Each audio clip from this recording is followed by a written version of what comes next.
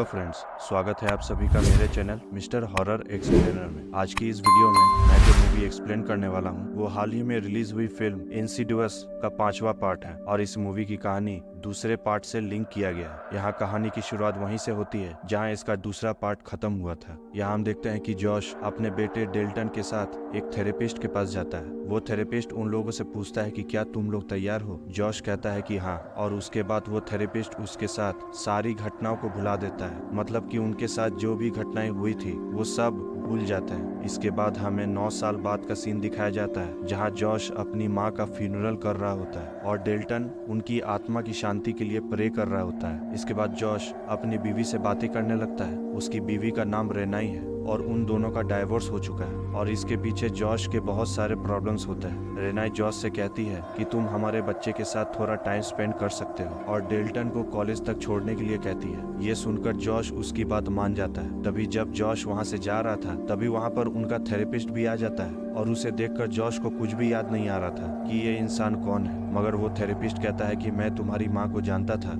और वो अपना नाम कार्ल बताता है। फिर जब जॉश अपनी गाड़ी में बैठता है वो अपने बेटे डेल्टन को फोन पे मैसेज करता है। तभी हम देखते हैं कि उसकी गाड़ी के पीछे से एक परछाई उसकी तरफ आगे बढ़ती है और इसी के साथ ये मूवी यहीं से शुरू होती है। इसके बाद हम फिर से जॉश को देखते हैं जो अपने बेटे डेल्टन को कॉलेज छोड़ने के लिए आता है। जब वो दोनों अपने कमरे में पहुंचते हैं जॉश डेल्टन के सामान निकालने में मदद करता है। तभी डेल्टन अपने पिता को अपने से बनाई हुई अपनी दादी की फोटो दिखाता है। मगर उस फोटो को देखकर जॉश थोड़ा नाराज हो जाता है क्योंकि आज तक डेल्टन ने अपने पिता का ड्राइंग कभी नहीं बनाया। तभी वहाँ पर डेल्टन की रूममेट वहाँ पे आ जाती है जिसका नाम क्रिस है। वो दोनों क्रिस को देखकर चौंक जाते हैं क्योंकि उन लोगों को लग रहा था कि डेल्टन के साथ एक और लड़का रहेगा। डेल्टन क्रिस को बताता है कि मुझे एक लड़की के साथ रूम शेयर करना दिक्कत होता है। ये सुनकर क्रिस कहती है कि मैं रूम बदलने की एप्लीकेशन जमा कर दूंगी और इसके बाद डेल्टन अपने पिता को वहाँ से जाने के लिए कहता है और जॉश दुखी होकर वहाँ से चला जाता है क्योंकि जब भी जॉश अपने बेटे के साथ रहने की कोशिश करता है तब भी कुछ न कुछ गलत होता ही है।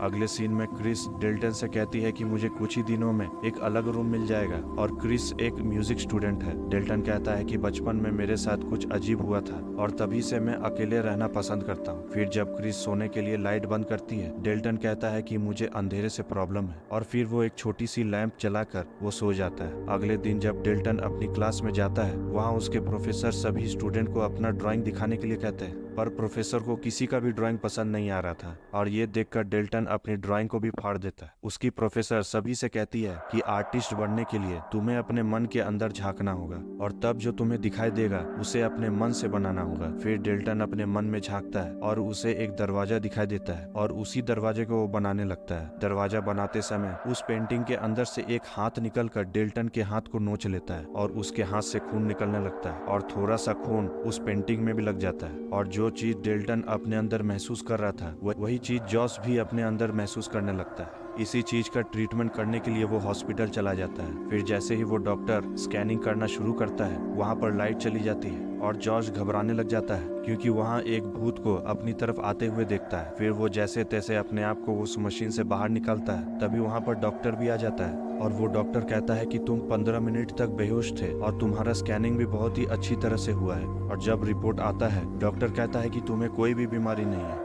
जॉस कहता है कि मेरे साथ जो कुछ भी होता है मैं उसे याद नहीं रख पाता और बहुत ही जल्दी भूल जाता हूँ। डॉक्टर कहता है कि ये सब अगर तुम्हारे पर्सनल लाइफ में कुछ प्रॉब्लम चल रहा है तो उसके कारण ये हो सकता है और ये भी कहता है कि तुम्हारे परिवार में किसी और को अगर दिमागी बीमारी है तो उसके चलते भी ये हो सकता है। मगर जॉस इन सब चीजों के बारे में कुछ याद नहीं आ रहा था और डॉक्टर उसे इन सब चीजों के बारे में पता करने के लिए कहता है। इसके बाद हम डेल्टन को देखते हैं जो अपनी पेंटिंग को दीवार में लगाता है। तभी वहाँ पर एक भूत आ जाता है और उसे एक चद्दर से उसे मारने की कोशिश करता है पर वहाँ क्रिस भी आ जाती है और डेल्टन देखता है कि उस चद्दर में कुछ है ही नहीं। क्रिस कहती है कि मुझे अलग रूम मिल चुका है और इस रूम के ऊपर वाले रूम में ही मैं रहती हूँ। क्रिस डेल्टन को स्कूल में चल रहे पार्टी में जाने के लिए कहती है। डेल्टन आना तो नहीं चाह रहा था पर उसकी बात मान जाता है और वो दोनों पार्टी करने के लिए चले जाते हैं। मगर वहाँ उन दोनों को मजा नहीं आ रहा था तो फिर क्रिस डेल्टन को लेकर ऊपर वाले कमरे में चली जाती है। डेल्टन देखता है कि ये घर माइक का है और वहाँ पर एक बाथरूम में एक लड़का उल्टी कर रहा था और जब वो लड़का उठता है डेल्टन देखता है कि वो लड़का बहुत ही अजीब तरह का दिख रहा था और वो उसे दरवाजा बंद करने के लिए कहता है। डेल्टन दरवाजा बंद कर देता है और एक बिस्तर के नीचे जाके छिप जाता है। तभी वहाँ पर क्रिस आती है। फिर जैसे ही डेल्टन बाहर निकलता है वही लड़का उसके सामने आ जाता है और उसके ऊपर उल्टी करने लगता है। मगर डेल्टन सपना देख रहा था और देखता है कि उसके रूम में माइक आ जाता है और उसे देखकर क्रिस और डेल्टन दोनों किस करने लगता है। माइक उन दोनों को देखकर वहां से बाहर जाने के लिए कहता है और क्रिस और डेल्टन वहां से बाहर चले जाता है। रात के समय डेल्टन अपनी पेंटिंग में जिसमें दरवाजा बना हुआ था उस पेंटिंग में लाल रंग भर देता है, लेकिन ऐसा करने के बाद वो खुद को एक अंधेरी दुनिया में पहुंच जाता है और वहां उसे एक लैंप दिखाई देता है और जैसे ही वो आगे बढ़ता है वो अपने आप को ही सोते हुए देखता है और फिर वो क्रिस के कमरे में पहुंचता है। क्रिस भी उसकी आवाज सुन लेती है और ये देखकर डेल्टन वहां से भागता है और असली दुनिया में वापस पहुंच जाता है। इसके बाद क्रिस डेल्टन के कमरे में आती है क्योंकि उसे पता था कि उस समय डेल्टन ही उसके कमरे में आया था। डेल्टन उसे कहता है कि मैं एस्ट्रल प्रोजेक्शन कर सकता हूँ जिसके द्वारा हम अलग दुनिया में पहुंच सकते हैं और उसे अजीब तरह की चीजें दिखाई देती है। जिस तरह माइक के घर में वो उल्टी करने वाला आदमी उसे देखा था और वहाँ क्रिस डेल्टन की पेंटिंग में एक राक्षस की पेंटिंग भी बना हुआ था। फिर अगले दिन हम जॉश को देखते हैं जो अपने परिवार के लोगों के फोटो को देखता है क्योंकि उसे कुछ याद नहीं आ रहा था। तभी उसके सामने एक भूत चला आता है और उसे देखकर जॉश वहाँ से भागता है और वो भूत भी उसके पीछे पीछे उसके कमरे तक पहुँच जाता है और वो भूत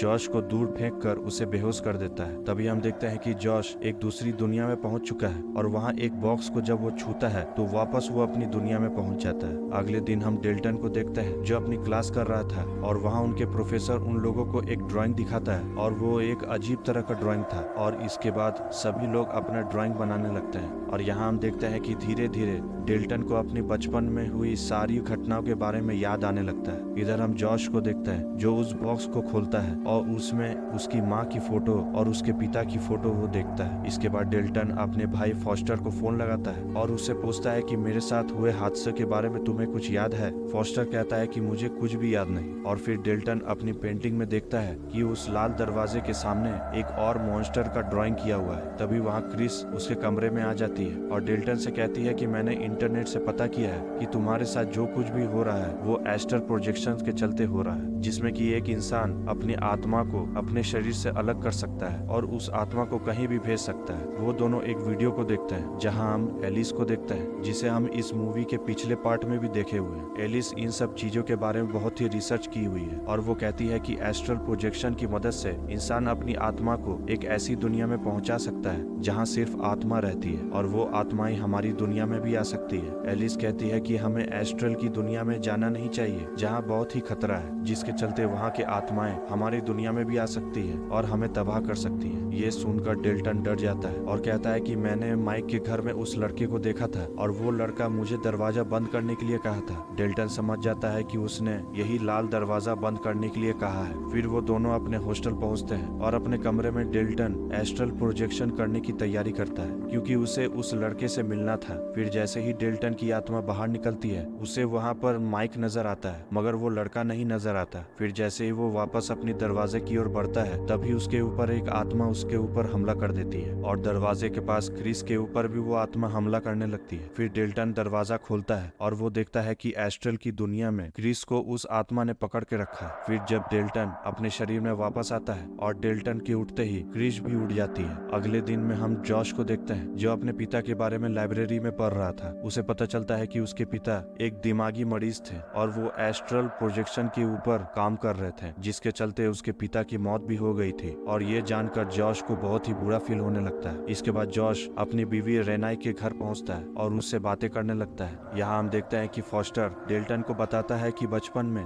वो एक मॉन्स्टर से डर कर घर के बेसमेंट में छिप गया था। तभी डेल्टन को कुछ याद आता है और वो अपनी पेंटिंग में बनी हुई मॉन्स्टर की पूरी पेंटिंग बनाता है क्योंकि वो मॉन्स्टर की पेंटिंग अधूरा बना हुआ था। और यहाँ हम देखते हैं कि वो मॉन्स्टर और कोई नहीं बल्कि उसके पिता ही है जो बचपन में उसे मारने के लिए बेसमेंट में आए थे। ये सब याद आने के बाद डेल्टन रोने लगता है। इसके बाद हम जॉश को देखते हैं जिसे रेनाई उसे सब कुछ याद दिलाती है कि उसके और उसके पिता के साथ बहुत अच्छे संबंध नहीं थे। जॉश के पिता ने जॉश को छोड़ दिया था, वैसे ही जॉश ने अपने फैमिली को भी छोड़ दिया है। रेनाई जॉश से कहती है कि बचपन में तुम अपने बेटे को बेसमेंट में मारने के लिए गए थे और तब से डेल्टन तुमसे नाराज रहता है और इसी का कारण मैंने तुमसे डाइवोर्स लिया है। तभी वहाँ पर फॉस्टर आता है और वही पेंटिंग पेंटिंग दिखाता है जिसे डेल्टन ने बनाया था। उसमें जॉश की ड्राइंग बनी हुई थी। इधर डेल्टन एस्ट्रल की दुनिया में पहुंचता है और वहां वो देखता है कि उसके पिता का हथौड़ा उसे मिलता है और वही बेसमेंट में पहुंचता है और वहां देखता है कि बचपन में उसके पिता जॉश उसे मारने के लिए आए थे और उसने रेनाई को भी बेहोश कर दिया था। जैसे ही जॉश छोटे डेल्टन को मारने जाता है तभी वहां असली का डेल्टन उसे बचाने के लिए आ जाता है और आत्माओं की दुनिया में पहुंच जाता है जहां उसे बहुत सारे आत्माएं देखने लगते हैं। फिर जब असल दुनिया में डेल्टन उन आत्माओं के कब्जे में था तभी वहां पर क्रिस पहुंच जाती है और हम देखते हैं कि डेल्टन पूरी तरह से बदल चुका है और वो मॉन्स्टर में बदल चुका था और वो क्रिस के ऊपर भी हमला करने के लिए जाता है। तभी वहां पर उसका पिता जॉश पहुंच जाता है और वो खुद एस्ट्रल की दुनिया में पहुंच जाता है जहां डेल्टन कैद हो चुका था। जॉश डेल्टन से कहता है कि यहाँ की आत्माएं हमें कंट्रोल कर सकती है और तुम्हें भी कंट्रोल कर सकती है और हमें जल्द से जल्द यहाँ से बाहर निकलना होगा। फिर जैसे ही वो दोनों वहाँ से बाहर निकलने की कोशिश करते हैं उनके पीछे एक आत्मा पड़ जाती है और उस आत्मा को जॉश उस लाल दरवाजे के अंदर ही रोक देता है और डेल्टन को असल दुनिया में जाने के लिए कहता है और इस दरवाजे को हमेशा के लिए बंद करने के लिए कहता है। इधर असल दुनिया में क्रिश डेल्टन की बॉडी को प्रोटेक्ट कर रही थी तभी वहाँ पर वो सारी आत्माएं उनके ऊपर हमला करने लगती है। लेकिन जब डेल्टन अपनी शरीर में वापस आता है तभी सारी आत्माएं गायब होने लगती है। इधर जॉश उस आत्मा को रोकने की कोशिश करता है तभी हम देखते हैं कि उस दरवाजे में लाल रंग गिरना शुरू हो जाता है क्योंकि डेल्टन अपनी पेंटिंग में उस दरवाजे को लाल रंग से ढक दे रहा था, जिसके चलते वो आत्मा जो जॉश के ऊपर हमला कर रहा था वो भी उस दरवाजे के अंदर कैद हो जाता है और जॉश बच जाता है। तभी वहाँ पर जॉश के पिता भी आ जाते हैं और उसे देखकर जॉश खुश हो जाता है। उसके पिता एक लाइट में बदल जाते हैं और उस लाइट को लेकर जॉश अपनी शरीर में वापस चला जाता है। इधर रेनाई अपने बेटे डेल्टन को फोन करती है और पूछती है कि क्या तुम लोग ठीक हो। डेल्टन कहता है कि हाँ, हम लोग सब ठीक हैं। इधर रेनाई जॉश से कहती है कि हमारे घर आते जाते रहना